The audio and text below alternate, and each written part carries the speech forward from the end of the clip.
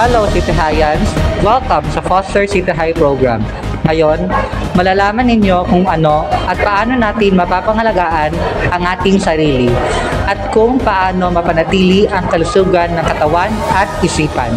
Ako, si Janelo Franco, at sa video na ito, itatalakay namin ang tatlong mahahalagang aspeto ng self-care.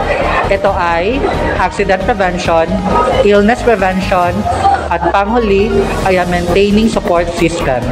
Kaya tara na, samahan nyo kami para tuklasin kung paano nga ba ang mga aspetong ito. Accident prevention. Ang accident prevention ay tungkol sa aktibong pagtaguyod ng kalusugan para maiwasan ang injury at sakit. May mahahalagang bahagi ang accident prevention tulad ng awareness, preparation, personal responsibility, positive attitude, at leadership involvement. Mahalagang bahagi ng accident prevention. Awareness, maging alisto sa paligid, potential hazards at sa iyong sariling kalagayan. Preparation, maganda sa mga posibleng panganib. Personal responsibility, pananagutan sa sariling kaligtasan at sa iba. Positive attitude, maniwala na kayang maiwasan ng aksidente at palakasin ang kultura ng teamwork. Continuous learning, alamin ang mga bagong kaalaman at skills para sa kaligtasan. At leadership involvement, pagpapakita ng dedikasyon sa kaligtasan sa lahat ng antas ng organisasyon, taguyod ang partisipasyon ng pamumunuan sa mga proyektong pangkaligtasan.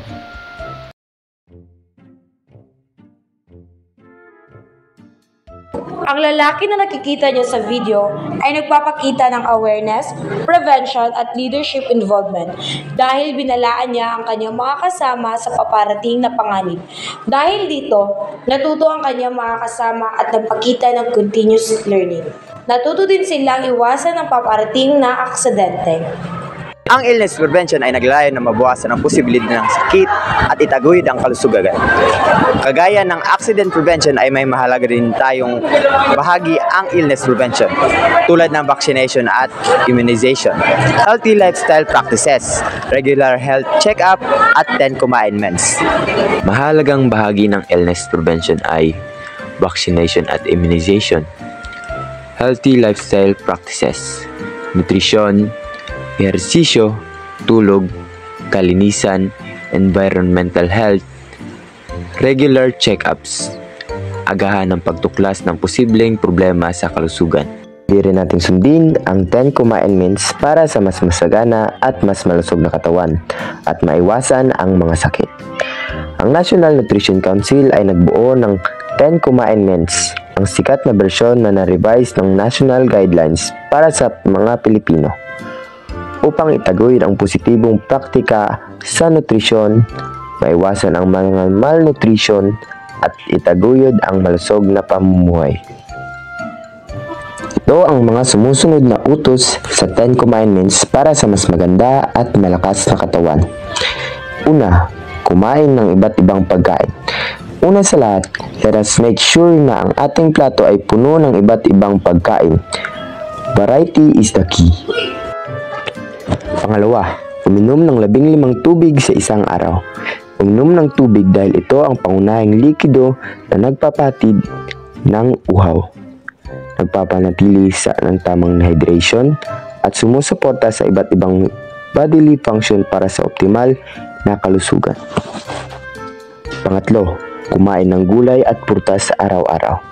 Siguraduhin kasama sa ating araw-araw na kainan ang gulay at prutas. Pang-apat, kumain ng isda, karne at ibang pagkain na may protina. Hindi lang gulay ang kailangan ng ating katawan, kundi kailangan din natin protina na nanggagaling sa isda, karne at iba pang pwedeng pagkain na may protina. Pang-lima, uminom ng gatas. Kumain ng pagkain na mayaman sa calcium. Para sa mas malakas na mga buto, uminom ng gatas at mga pagkain na mayaman sa calcium. Pang-anim, tiyaking malinis at ligtas ang ating pagkain at tubig. Always make sure na malinis at ligtas ang ating kinakain at iniinom na tubig. Safety is first. Pang-7, gumamit ng iodine salt. Para sa mas maayos na thyroid function, gumamit ng iodine salt sa ating mga lutuin. Pang-8, hinahinay sa maalat, mamantika at mamatamis na pagkain. Kontrolin ang asin, mantika at asukal, hinahinay lang para sa mas masaganang puso.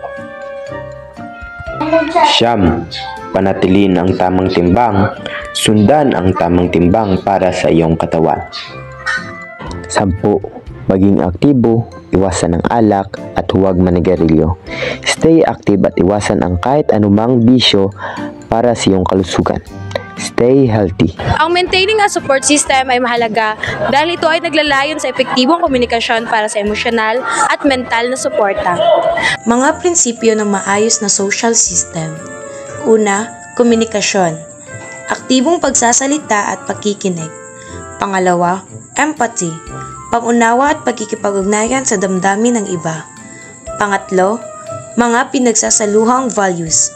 Mga katuwagang nagbibigay ng kahulugan sa ating komunidad. At panghuli, social rules. Mga responsibilidad at papel sa isang grupo. Mga benepisyo ng pagtataguyod ng intimacy sa mga tao. Emosyonal na suporta. Mahalaga ito sa oras ng mga pagsubok. Social support. Nagbibigay lakas sa mga relasyon at nagbibigay ng pakiramdam ng pagkakabilang. Social networks. Ang istruktura ng iyong koneksyon ay nakakatulong sa suporta. Personal growth. Ang positibong pakikisalamuha ay nagtutulak ng personal na pag-unlad. Mas matibay na ugnayan at tiwala. Ang pagpapahalaga sa kaligtasan ay nagpapalakas ng tiwala. Salamat sa pag-join at pakikinig sa ating pagtuklas ng mahalagang bahagi ng self-care. Tandaan, ang pag-aalaga sa sarili ay isang paglalakbay at mga practices na ito ay nag-aambag sa mas malusog at mas masaya na buhay.